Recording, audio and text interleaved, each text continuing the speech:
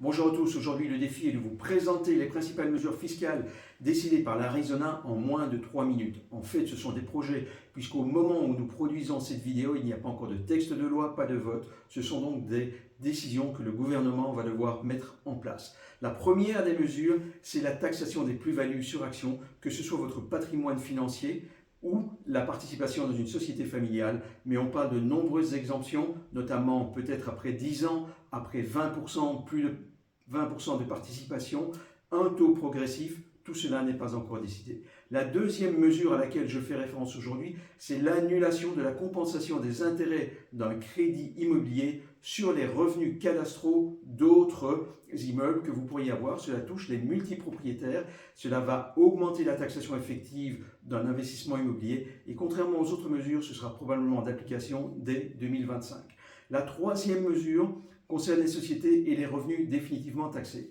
Vous savez peut-être que si votre société investit, par exemple en SICAV, RDT dans une autre société, eh bien, vous ne subissez pas deux fois la taxation parce que le précompte mobilier qui est prélevé à la distribution des dividendes vous est éventuellement remboursé.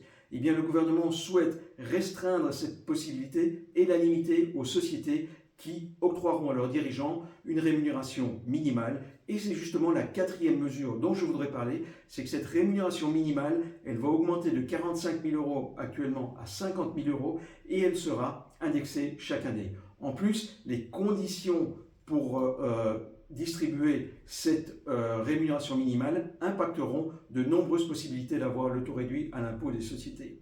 La cinquième mesure qui est favorable, c'est l'alignement de la réserve de liquidation sur le délai pour distribuer une partie de dividendes au régime VVPR bis. On va abaisser le délai de 5 ans à 3 ans, c'est essentiellement favorable.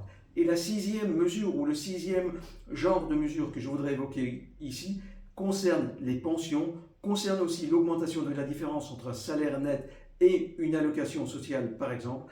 Il faudra voir comment le gouvernement voudra faire ce qu'il fera dans les prochains mois. J'en ai terminé avec ces 6 mesures. J'espère avoir tenu le défi. Si vous voulez en savoir plus, n'hésitez pas à suivre-nous, contactez-nous. À très bientôt pour une nouvelle vidéo.